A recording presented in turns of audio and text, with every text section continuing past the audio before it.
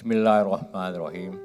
Assalamualaikum warahmatullahi wabarakatuh. Selamat pagi, salam sejahtera untuk kita semuanya.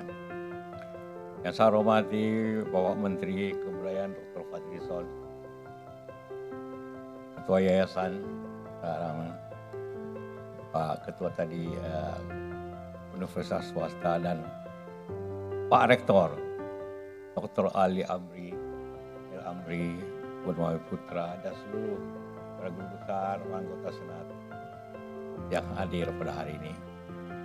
Dan wabil khusus kepada anak-anakku para mahasiswa yang telah menyelesaikan studinya di Universitas Nasional. Anda semua harus bangga bahwa Universitas Nasional adalah universitas perjuangan yang didirikan oleh para tokoh-tokoh bangsa pada tahun 49. Suatu prestasi yang luar biasa. Pada saat orang berpikir tentang kemajuan pendidikan, Universitas Nasional telah didirikan untuk itu.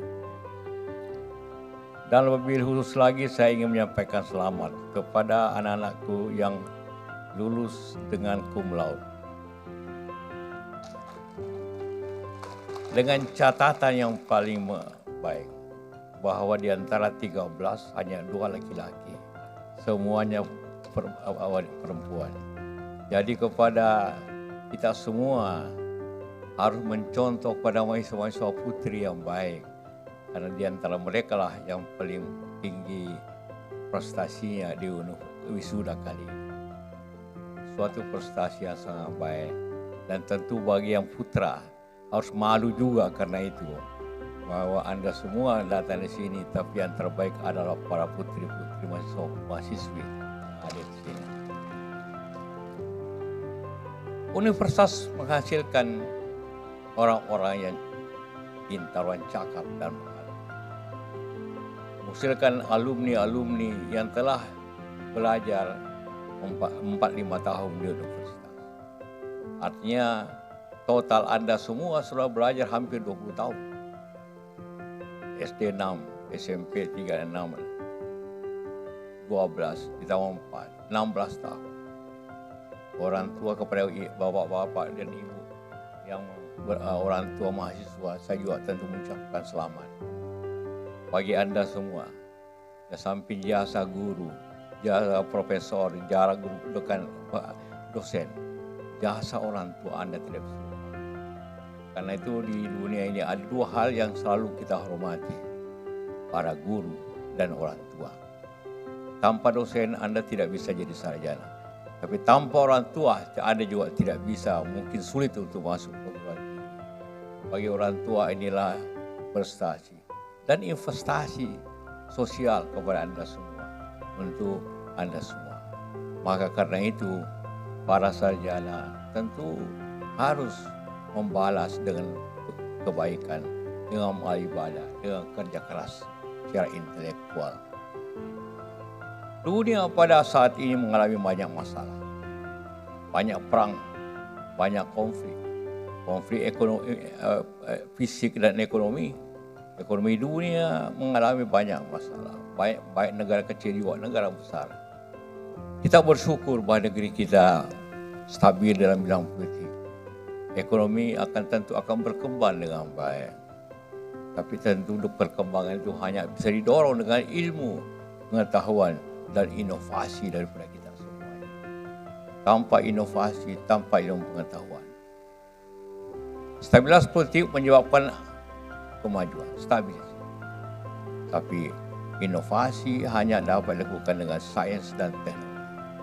Tentu di sini banyak lulusan sains dan teknologi.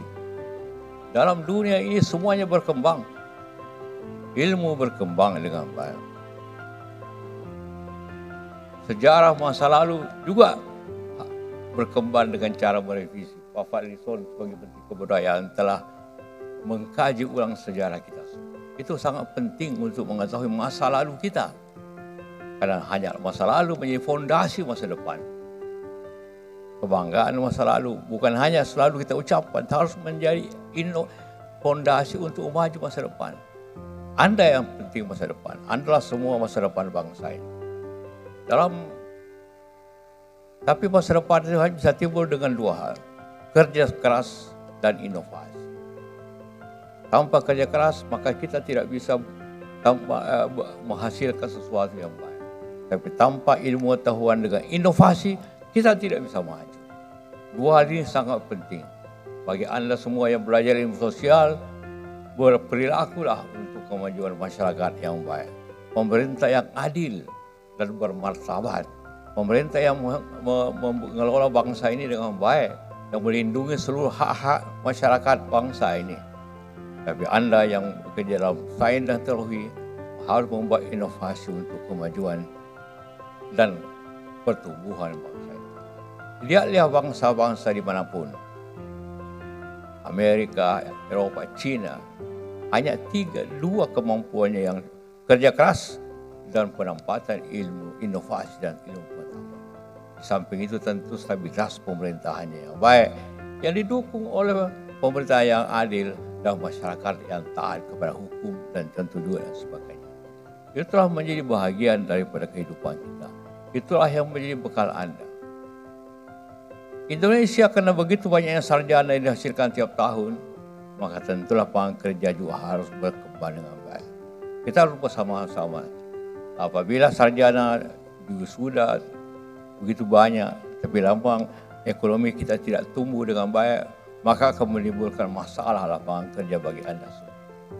Namun demikian, maka Anda harus memilih lapangan kerja, pekerjaan yang baik. Seperti yang disampaikan juga tadi, bukan hanya mencari lapangan kerja, bukan hanya melamar, tapi bagaimana menciptakan lapangan kerja. Negara maju, hampir semuanya maju karena industri perdagangan dan upaya-upaya lainnya. Tentu tidak mudah untuk langsung maju, tapi harus secara bertahap usaha. Entrepreneurship sangat penting pada dewasa ini. Jangan ekonomi kita dikuasai dari luar, tapi harus kita sendiri dengan kekuatan sendiri harus menjamin, menumbuhkan ekonomi kita dengan menciptakan lapangan kerja, bekerja secara baik dan juga tentu berinovasi, berusaha. Mungkin mulai dari kecil, mungkin mulai dari UMKM. Hampir semua pengusaha besar di Indonesia ini selalu mulai dari usaha kecil. Tidak ada yang langsung besar. Dari Anda lah, tapi tekad yang besar. Dengan Anda mempunyai ilmu. Orang-orang kaya sebenarnya tidak banyak hanya lulusan SD, SMP dan sebagainya. Tapi Anda sebagai sarjana harus lebih baik dari mereka itu. Tetapi dengan kerja keras, inovasi, kemauan yang besar untuk mencapai hal-hal itu. Inilah manfaat daripada Anda bekerja belajar di universitas. 16 tahun, 17 tahun Anda berada di bangku sekolah. Harus Anda kembalikan itu sebagai mendapat pekerjaan yang baik, menjaga usaha yang baik dengan mengabdikan diri Anda untuk keluarga Anda, para orang tua yang hadir di sini, yang menunggu begitu lama untuk Anda bekerja dengan baik, menghasilkan yang baik untuk keluarga dan untuk bangsa ini. Sekali lagi saya ucapkan selamat, terima kasih kepada semuanya. Wabillahi taufiq wal hidayah. Assalamualaikum warahmatullahi wabarakatuh.